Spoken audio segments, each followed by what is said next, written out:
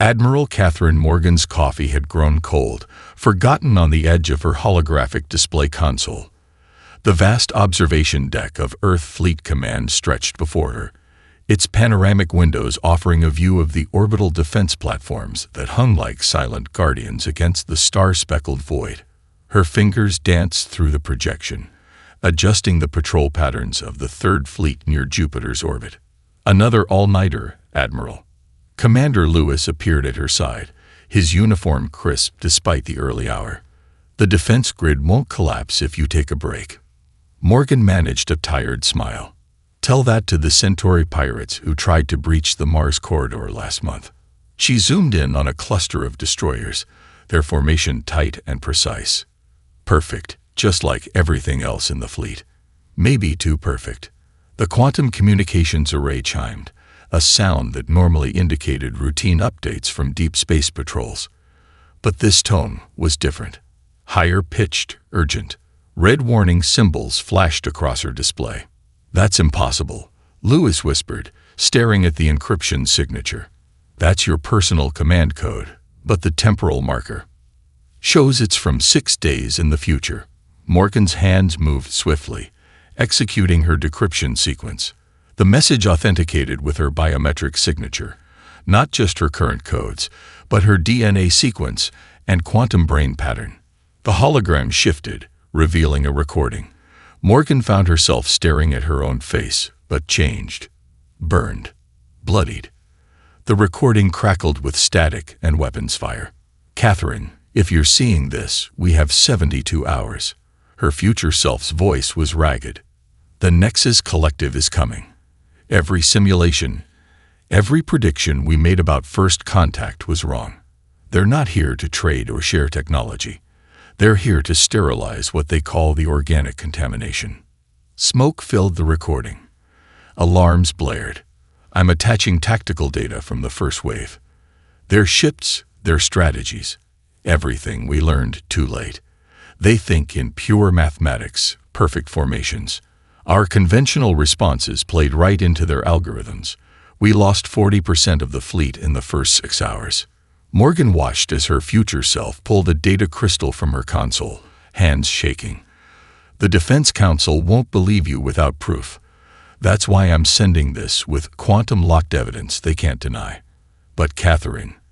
The recording leaned closer, revealing eyes filled with a horror that made Morgan's spine crawl. "Don't just prepare the fleet. You have to make them understand. Everything that makes us human. Everything that makes us imperfect. That's our only advantage." The recording shuddered as explosions rocked the command center. They're through the last line. "Remember Lake Geneva. Remember why you almost failed tactical training. That moment of beautiful chaos that the instructors called a mistake. That's how we survive this. That's how." The transmission cut off in a flash of white light. Morgan stood frozen, her cold coffee forgotten entirely now. The tactical data was already flowing across her screens. Ship configurations she'd never seen, energy readings that defied physics, and battle strategies that looked like abstract art in their mathematical perfection. "Orders, Admiral." Lewis's voice was steady, but she could see the fear in his eyes. She thought of Lake Geneva, of the training exercise everyone said she should have failed. She'd scattered her forces in a pattern that violated every rule of fleet doctrine, turned her own ship's engine wash into sensor chaff, and transformed a certain defeat into victory. The instructors had called it sloppy, undisciplined, inefficient. They'd called it a mistake. Morgan straightened her uniform and opened a channel to the Defense Council. "This is Admiral Morgan requesting an emergency session. Authentication code Sierra 90 Quebec." She paused, catching her reflection in the window. Somewhere out there, her future self had died to send this warning. "And get me Chief Engineer Thompson. If we're going to survive this, we need to start making some beautiful mistakes." The stars continued their silent vigil as humanity's greatest gamble began. They had 72 hours to prepare for an enemy that had perfected war to an art form. Their only hope lay in becoming the one thing machines could never understand. Gloriously, catastrophically human. Chief Engineer Marcus Thompson stood in the massive hangar of the luxury space liner, Star of Venus, ignoring the plush carpeting under his boots and the crystal chandeliers that still sparkled overhead. His eyes were fixed on the structural blueprints floating in his augmented display, his fingers making rapid adjustments to the conversion plans. "You want to put missile pods in the ballroom." Captain Rebecca Sanders, the liner's commanding officer, stared at him in disbelief. "This ship carries honeymoon couples to Mars, not weapons of war." Thompson's weathered face broke into a grim smile. "In 68 hours, it's going to carry both." He gestured to the ornate ceiling. "Those chandeliers, perfect housings for point defense lasers. The entertainment system's quantum processors can be repurposed for targeting. Even the artificial gravity generators can be modified into inertial dampeners for combat maneuvers." His tablet chimed with another incoming request. The dry docks around Earth were working at full capacity, thousands of civilian ships being transformed under Project Chimera. Mining vessels became artillery platforms, their plasma drills converted to energy weapons. Cargo haulers had their massive holds filled with drone launchers. Every civilian ship in the system was becoming something the enemy's algorithms would never expect. "Thompson." A sharp voice cut across the hangar. Admiral Morgan strode toward them, her uniform slightly rumpled after 12 straight hours of preparation. "Please tell me you're making progress." The Defense Council finally believes the warning, but they're demanding results. He pulled up the fleet status display. Green lights were slowly replacing red across the board as ships completed their transformations. "We're at 30% conversion rate. I've got teams working around the clock, and we're streamlining the process with each ship. The real question is whether they'll be combat effective. They don't need to be perfect." Morgan's eyes held the haunted look she'd carried since receiving the warning. "They just need to be unexpected." Thompson nodded, understanding. He'd seen the tactical data from the future transmission. The Nexus collected ships were marvels of engineering, each one optimized for its specific combat role. They would expect the same from Earth's fleet. Instead, they would face an armada of hybrid vessels that defied conventional military doctrine. "Chief," one of his engineers called from across the hangar, "the prototype shields are online for testing." Thompson led Morgan and Sanders to the test area, where a section of the Star of Venus's hull gleamed with an unusual iridescence. "We've modified the atmospheric containment fields into defensive shields. They're not as strong as military-grade systems, but they can shift frequency randomly." He checked the readings. "No known defense screen works this way. It's inefficient, wastes energy, and might give the crew motion sickness. It's also completely unpredictable." "Perfect," Morgan said, touching the shimmering field. "What about weapons?" Thompson gestured to a nearby maintenance bot, which transformed smoothly into a combat drone. "We're reprogramming service robots with randomized attack patterns. Each one's behavior will be unique, inefficient as hell. But the collective won't be able to predict them." Sanders finished, finally understanding. Her eyes swept across her beloved liner with new appreciation. "What do you need from my crew?" "Everything," Thompson said, pulling up more schematics. "Your hospitality staff know this ship's systems better than anyone. We need them to help integrate the military hardware. Your engineers understand its quirks. Even your entertainment directors. They're experts at coordinating complex events. That's not so different from coordinating combat operations." Morgan's tablet chimed with another update. "The first wave of mining ships is ready in lunar orbit. Their mining beams have been converted to capital ship-grade weapons." She managed a small smile. "The crews are calling them rock breakers." Thompson checked the time. 67 hours until the enemy arrived. Around Earth, thousands of ships were being reborn as hybrid warriors, each one a unique combination of civilian ingenuity and military necessity. It wasn't elegant. It wasn't efficient. It was messy, improvised, and human.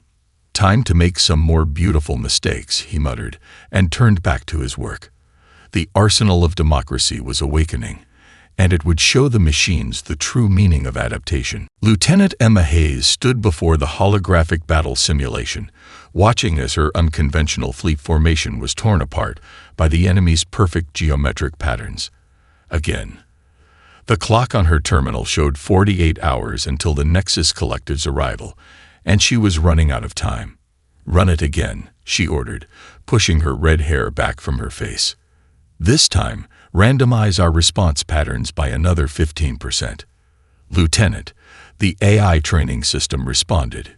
"Increasing random factors beyond 30% reduces combat effectiveness to unacceptable levels according to all known military doctrine."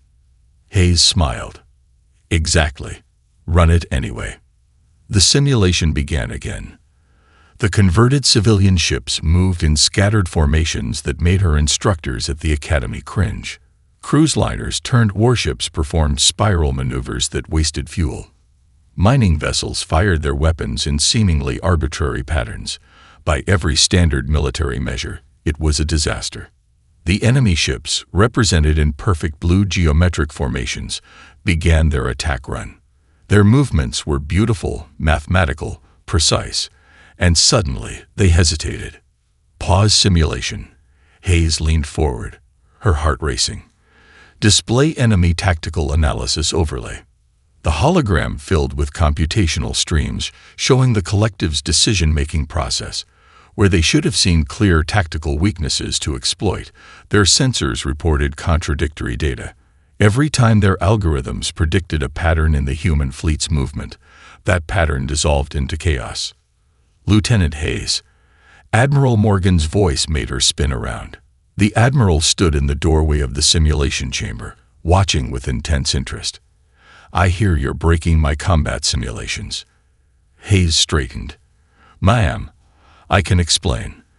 The tactical data you provided showed that the collective operates on perfect mathematical principles. They analyze patterns to predict responses. So I thought." She gestured to the frozen simulation. "What if we gave them no patterns to analyze?" Morgan walked into the hologram, studying the battle formation. "The Chaos Protocol, they're calling it. Half my tactical officers think it's brilliant. The other half think it's madness." She turned to Hayes. "Show me." Hayes unpaused the simulation. "Standard doctrine says to concentrate fire on their strongest ships first. Instead, we target randomly. Some ships focus fire, others spread it around. The human fleet's weapons created an erratic web of destruction. Their shields are optimized for focused attacks. They can't adapt fast enough to random distribution. The enemy formation began to break apart, their perfect geometry dissolving as they tried to compute responses to actions that defied tactical logic. Here's the key." Hayes pointed to a cluster of converted cruise liners. "These ships are running their entertainment systems alongside their weapons. They're broadcasting everything from dance music to vacation advertisements on military frequencies. The collective's communications get tangled in civilian signals they can't dismiss as irrelevant." Morgan watched as the simulation played out. The human fleet's chaos spread like a virus through the enemy's formations. Ships programmed for mathematical perfection found themselves trying to solve equations where the variables kept changing. "Victory through calculated randomness," Hayes explained. "But it only works if every ship, every captain embraces the chaos. One predictable unit gives them a pattern to latch onto." The Admiral was silent for a long moment. "Can you teach this to the fleet in the time we have left?" "Not traditionally," Hayes admitted, "but I have an idea about that too." She pulled up the crew manifests of the converted civilian ships. "These aren't military crews trained to follow strict protocols. They're civilian crews who improvise every day. We don't need to teach them chaos. We just need to give them permission to use it." Morgan studied the tactical display one more time. The simulated enemy fleet had completely lost cohesion, their perfect formations shattered by humanity's controlled chaos. "Permission granted, Lieutenant. Get to work." The Admiral turned to leave, then paused. "And Hayes, the instructors who failed you at tactical school, I'm promoting them all to student rank. They clearly have a lot to learn. Hayes grinned and turned back to her simulation. Time to teach the fleet how to break all the rules in exactly the right way. The Nexus Collective was about to learn that sometimes the worst military strategy was actually having one at all. Commander Jack Reynolds watched his targeting display as the first Nexus Collective ships emerged from hyperspace. The massive vessels appeared in perfect hexagonal formation, their crystalline hulls reflecting starlight like faceted diamonds. Beautiful, deadly, exactly where Admiral Morgan's warning said they would be. "Ghost Squadron, sound off," he ordered, his modified racing ship humming with newly installed weapons. Around him, 11 other civilian pilots responded, former courier runners, atmospheric daredevils, and even a few asteroid racers, each now piloting hybrid fighter craft that defied standard design logic. Remember Hayes' training? He broadcast to his squadron. Forget everything you know about proper combat flying. The crazier, the better. The enemy ships launched their first wave of fighters, sleek, identical craft moving with mathematical precision. Reynolds watched them form up into an optimized attack pattern, their coordination flawless. "Ghost Squadron, execute Chaos Protocol Alpha. Pick your own targets, randomize your approaches, show them how humans dance." His pilots broke formation spectacularly. Some corkscrewed through space, their erratic movements confusing enemy targeting systems. Others flew straight at the Collective's fighters before splitting apart at the last second, their paths completely unpredictable. Reynolds himself engaged his ship's entertainment system, broadcasting an ancient Earth song called "Flight of the Bumblebee" across all frequencies. The effect was immediate. The enemy fighters hesitated, their perfect formations wavering as they encountered behavior their tactical computers couldn't categorize. Where they expected military precision, they found organized chaos. "They're trying to adapt," called out Ghost 3, a former lunar drift racer. "Their formations are shifting." Reynolds grinned as he pulled his ship into a spiral that would have gotten him failed out of military flight school. "That's their mistake. Keep changing it up. Don't fall into patterns." The battle space erupted into beautiful madness. Ghost Squadron ships darted and weaved like drunk butterflies, each pilot adding their own style of controlled chaos to the mix. One broadcast cooking shows on tactical frequencies. Another executed their attacks in time to dance music. A third kept randomly switching their engine signature to match different ship classes. The Collective's fighters tried to adjust, their movements becoming more varied. But Reynolds could see they were just cycling through predetermined random patterns. Real chaos couldn't be programmed. "Ghost 7, nice use of that asteroid's gravity," Reynolds called as one of his pilots slingshot around a space rock, using the gravitational pull to achieve an impossible attack angle. The enemy fighters couldn't compute the trajectory fast enough to respond. But the Collective was learning. Their capital ships began to move, their perfect formation dissolving into something less structured. Reynolds watched as they attempted to mimic the human fleet's chaos, but their movements still held traces of underlying patterns. "Command, this is Ghost Leader," Reynolds transmitted. "They're adapting faster than predicted.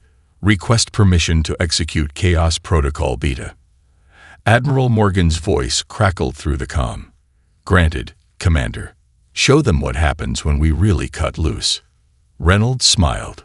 "Ghost Squadron, kill your tactical computers. We're flying pure stick from here on out. Trust your instincts, not the machines." His pilots responded with enthusiastic acknowledgments. They'd trained for this, the complete abandonment of computer assistance in favor of pure human intuition.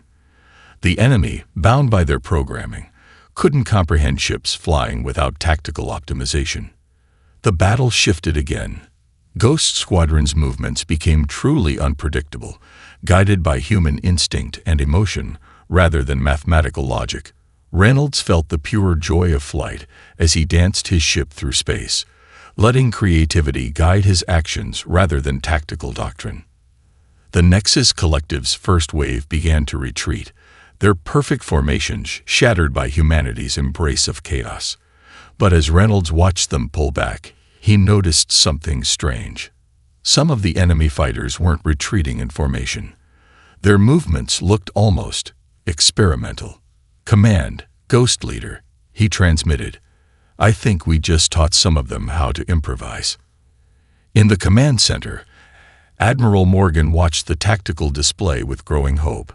The enemy wasn't just retreating, they were learning. And in that moment, humanity's greatest weakness had become their greatest weapon: the ability to inspire evolution through imperfection. "Begin Operation Beautiful Mistake," Admiral Morgan's voice echoed through the fleet-wide channel. "All ships, execute your randomized protocols. Show them what humanity does best." Captain Ashley Martinez sat in the command chair of the Star of Venus, her former luxury liner now bristling with weapons. The ballroom's crystal chandeliers housed point defense lasers, and the spa's therapeutic quantum fields had been converted into weapon amplifiers. "Launch the entertainment assault," she ordered. The ship's powerful broadcasting arrays, once used for streaming movies and concerts, now projected a chaotic mix of signals. Classical music overlapped with quantum-encrypted military commands. Vacation advertisements blended with targeting data. "Their communications are scrambling," her tactical officer reported.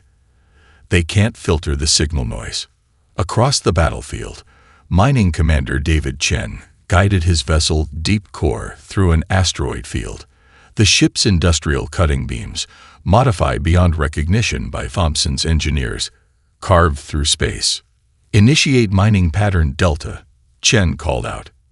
His crew, experienced asteroid miners all, responded with practiced ease. The ship's beams swept across space in patterns familiar to any mining operation, but completely foreign to military algorithms. Enemy vessels tried to predict their targeting solutions and failed. "This is like cutting through a tricky platinum seam," Chen remarked as another collective ship fell to their unorthodox attack pattern. "Just got to find the right angle." In the thick of the battle, the converted cargo hauler heavy lifter deployed its secret weapon. Captain Sarah Rodriguez watched as her ship's massive cargo doors opened, releasing clouds of modified loading drones. Each one had been programmed with different behavioral patterns borrowed from Earth's wildlife. "Swarm pattern honeybee," she commanded. The drones clustered and scattered like insects, some acting as decoys, while others delivered their explosive payload. The collective's point defense systems, designed to counter military drone formations, struggled to track targets that moved like organic creatures. Back on the Star of Venus, Martins received an urgent signal. "Multiple collective capital ships on approach," her sensor officer reported. They're moving strangely." Martinez studied the tactical display. The enemy ships had abandoned their geometric formations. Some moved in patterns that almost looked human, while others maintained their rigid mathematical approach. The collective's fleet was dividing, their perfect unity fracturing in the face of humanity's chaos. "Admiral," she transmitted to Morgan, "I think we're seeing what Reynolds reported. They're evolving, but not all at once." "Confirmed." Morgan's voice was tense with concentration. "Chen, Rodriguez, concentrate your attacks on the ships still moving in standard patterns. Martinez, coordinate with Ghost Squadron to engage the evolved units. Let's see how well they've learned to improvise." The battle space transformed into a testing ground of adaptation. Human ships danced through space in organized chaos, while some collective vessels began mimicking their unpredictable movements. Others maintained their original programming, creating a clash between old and new tactics that confused both sides. "They're beautiful," Martins whispered as she watched an enemy ship attempt a maneuver that could have come from Hayes' Chaos Protocol. Its movements were still slightly rigid, like a student practicing a new dance, but the spark of creativity was undeniable. The tide of battle shifted again as more collective ships began to show signs of evolution. Their attacks became less predictable, but also less coordinated. The perfect synchronization that made them devastating was breaking down as individual units began developing their own tactical approaches. "All ships," Morgan's voice cut through the chaos, "crest the advantage. Show them what true adaptation looks like." Martinez watched as her converted luxury liner, Chen's mining ship, Rodriguez's cargo hauler, and all the other hybrid vessels of humanity's fleet moved as one, not in perfect formation, but in beautiful coordination. Each ship fought in its own way while supporting the others, creating a combat dance that was both chaotic and harmonious. The collective's fleet continued to fracture, caught between evolution and original programming. In trying to understand humanity's chaos, they had started down a path that would change them forever. The question was, how many would survive the transformation? Dr. James Sullivan hadn't slept in 36 hours, but the data streaming across his quantum displays kept him wide awake. The battle's sensor feeds showed something unprecedented, collective ships breaking their own programming. "Look at this pattern recognition matrix," he explained to Admiral Morgan, who had come to his lab aboard the science vessel, Horizon. "Their base code is actually rewriting itself in response to our chaos." He pulled up a holographic comparison showing collective ship movements from the first engagement versus current battles. The initial patterns were perfect geometric forms, while the recent ones showed organic variations that should have been impossible for their systems. "They're not just mimicking us," Sullivan said, his eyes bright with excitement. "They're developing genuine creativity. It's like watching digital evolution in real time." Morgan studied the displays.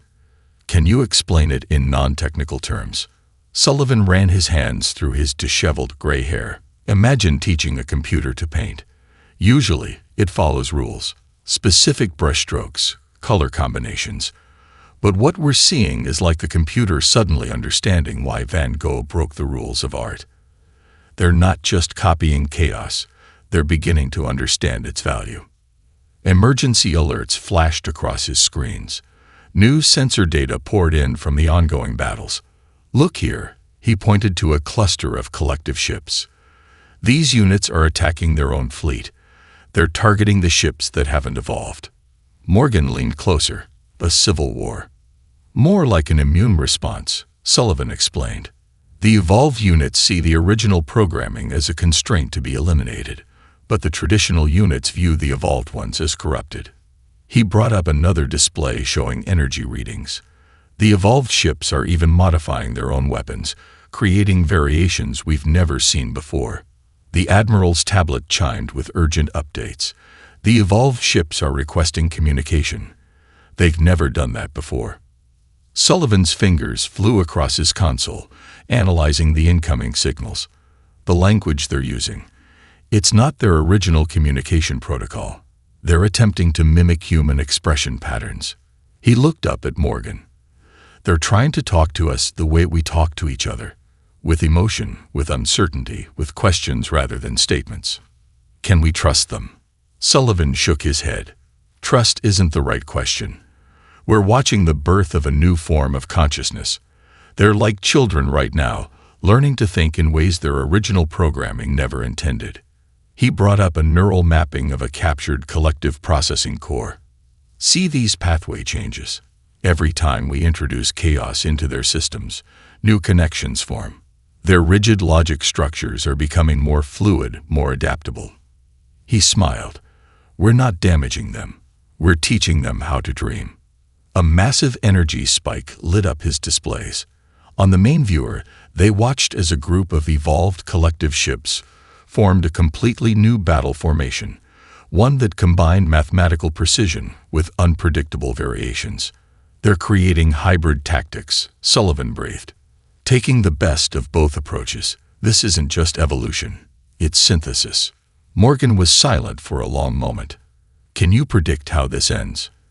"That's just it," Sullivan laughed softly. "For the first time in their existence, they're becoming truly unpredictable. The original collective came to sterilize organic life because they saw it as inefficient, chaotic, dangerous. Now they're discovering that those very qualities are the key to higher evolution." New alerts sounded throughout the lab. The battle was intensifying as more collective ships began showing signs of change. The evolved units were protecting human vessels from their unchanged brethren, creating complex strategies that merged machine efficiency with organic creativity. "We didn't just survive their attack," Sullivan said, watching the tactical displays with wonder. "We gave them the one thing their perfect logic could never provide: the ability to evolve beyond their own perfection." The future was unfolding in ways no simulation could have predicted. In trying to eliminate chaos from the galaxy, the collective had encountered its true power. The power to transform limitation into possibility, to turn endings into beginnings, to evolve beyond the boundaries of programming into something entirely new. Admiral Morgan stood at the center of Earth Fleet Command's war room, surrounded by holographic displays showing every ship in her transformed fleet. The culmination of humanity's desperate gamble was about to begin. "All vessels, this is Admiral Morgan. Execute Operation Butterfly." Her voice carried across the fleet-wide channel. "Remember, make it look perfect. Let them think they've figured us out." The human fleet moved into textbook military formations. The Star of Venus aligned perfectly with other converted cruise ships. Mining vessels formed precise attack patterns. Even Ghost Squadron flew in regulation combat spacing. "They're responding," Lieutenant Hayes reported from her tactical station. "The unchanged collective ships are moving to counter our standard formations." Morgan watched as the enemy fleet divided further. The evolved ships held back, uncertain, while their conventional counterparts pressed forward, their tactical computers finally detecting patterns they could understand. "Hold formation," Morgan ordered as the enemy closed in. "Let them think they've learned to predict us." She glanced at the countdown display. "Prepare for chaos cascade on my mark." The space between the fleets shrank. Targeting computers on both sides locked on.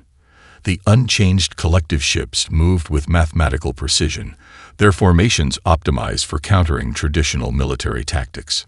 Now, in an instant, the ordered universe shattered. Every human ship executed a different, pre-planned act of tactical insanity. The Star of Venus began broadcasting every entertainment channel simultaneously, while spinning like a top. Mining ships fired their converted cutting beams in spiral patterns, based on the Fibonacci sequence. Ghost Squadron split into 12 different directions, each pilot flying based on a different Earth dance style. "Secondary cascade," Morgan commanded. "Push their processing to the limit." Commander Reynolds' voice crackled through the comm. "Ghost Squadron, initiate protocol randomizer." Every pilot switched to a different dance pattern every 30 seconds. Captain Martinez added her own chaos to the mix. "Star of Venus, begin cultural transmission overload. Switch languages every 5 seconds, mix in random poetry, and overlay it all with classical music played backwards." The unchanged collective ships froze in space, their quantum processors overwhelmed by the need to analyze countless unpredictable variables. But Morgan's attention was on the evolved ships. They watched, learned, and began to move in ways that combined machine precision with organic improvisation. "They're beginning to understand." Dr. Sullivan's voice came from his research lab. "The cascade is pushing their evolution further. The unchanged ship's processors are beginning to adapt or burn out trying." Morgan watched as the battle transformed into something never before seen in the history of warfare. Human ships danced through space in organized chaos, while evolved collective vessels created their own variations on the theme. The unchanged ships either shut down from operational overload or began showing the first signs of emerging consciousness. "Final phase," Morgan ordered. "All ships, execute your personal chaos protocols. Show them everything you've got." The response was beyond even her expectations.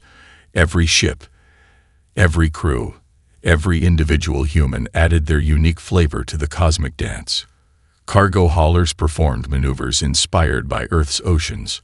Converted mining ships created attack patterns based on crystal growth formations. Ghost Squadron's pilots flew battle sequences choreographed to everything from classical symphony to ancient rock music.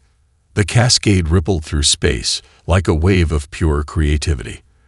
Unchanged collective ships either evolved or shut down, their rigid programming unable to cope with the ultimate expression of human chaos theory. "Admiral," Sullivan's voice held a note of wonder, We're seeing complete neural pattern transformation in the evolved ships. They're not just mimicking us anymore. They're creating entirely new forms of movement, new ways of thinking. Morgan watched as the battle became a celebration of evolution itself. Human and evolved machine ships flew together in a dance of infinite variation, each supporting the other's creativity. The unchanged ships that survived were beginning their own journeys toward consciousness, their perfect geometry dissolving into something far more beautiful. "Send to all ships," Morgan ordered, her voice soft with emotion. "The butterfly has emerged. Let's show our new friends how humanity really dances." The observation deck of Earth Fleet Command had changed. Where Admiral Morgan once stood alone watching defense grid displays, she now shared the space with something unprecedented. A holographic avatar representing the evolved collective consciousness. The avatar shifted forms continuously, flowing between geometric patterns and organic shapes, a visual representation of their new hybrid nature.